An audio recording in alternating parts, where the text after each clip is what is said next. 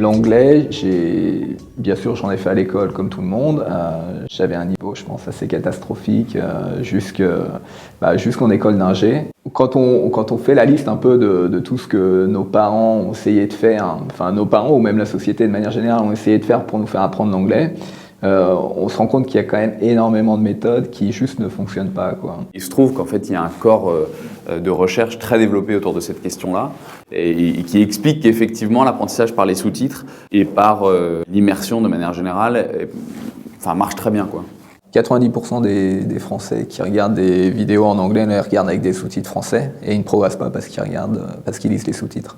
En fait, l'objectif de Flix, c'est d'abord d'enseigner l'anglais et c'est de le faire d'une manière qui soit fun et vraiment fun. Nous, plutôt que de partir du concept d'anglais et d'essayer de le rendre amusant en allant emprunter des choses aux jeux, etc., on part plutôt de quelque chose qui est déjà aimé par les gens, pratiqué par les gens. En l'occurrence, c'est le visionnage de films, de séries télé, etc. Donc l'apprentissage de l'anglais, ça touche un peu tout le monde, à partir du lycée, enfin même collège, lycée, jusqu'à la retraite. Parce que mes parents regardent toutes les séries à la mode, même plus que moi, c'est assez hallucinant. Ça peut être à la fois des étudiants qui ont des échéances d'examen, etc., comme des jeunes pros. La première chose qu'on voit quand on charge la vidéo, c'est les barres de couleurs ici. Ces couleurs matérialisent les différentes langues qui vont être alternées. Donc en vert, matérialise des sous-titres en français. En orange, ça va être des sous-titres qui seront affichés en anglais.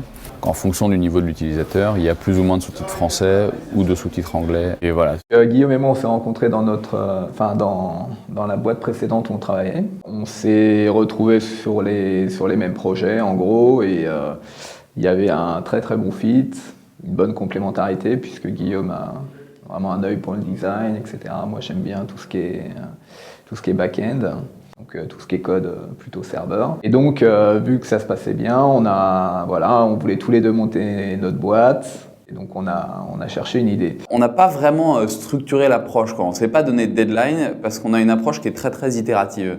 C'est-à-dire que notre objectif d'abord, ça a été de créer le plus vite possible notre premier produit. C'est ce qu'on appelle dans le jargon, c'est le MVP, Minimum Viable Product. C'est-à-dire qu'on crée le produit le plus petit possible qui permette de tester des choses. On avait pris une seule vidéo, qui était le premier épisode de Friends. On avait codé, je pense, les mots cliquables et les sous-titres progressifs, ouais, il me semble. Quand on l'a fait, on s'est quand même dit, combien on va gagner d'argent? Et on est arrivé, je sais plus, à quelque chose genre 900 € par mois ou 1000 € par mois. Enfin, on n'y croyait pas beaucoup, quoi. On a fait des ratios et tout. Et en fait, le premier mois, on a fait 10 fois ça, quoi.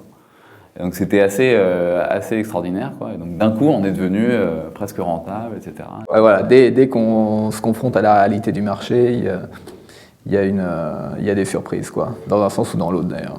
Il y a plein de pièges dans lesquels on peut tomber si on est trop accroché sur les chiffres, quoi. Et ça, c'est très difficile. Cette idée qu'une start-up, finalement, c'est presque développable selon une méthode scientifique, elle est fausse, quoi. Il y a des moments où, à force de faire des optimisations de bouts de ficelle, à changer la couleur du bouton et à trouver si jaune c'est mieux que bleu, on passe à côté de la big picture, quoi. Ce qui fait qu'un gagnant est un gagnant, c'est plus sa rapidité d'exécution et de test, quoi, pour aller trouver le plus vite possible le truc qui marche, que sa vision stratégique ou son instinct, quoi.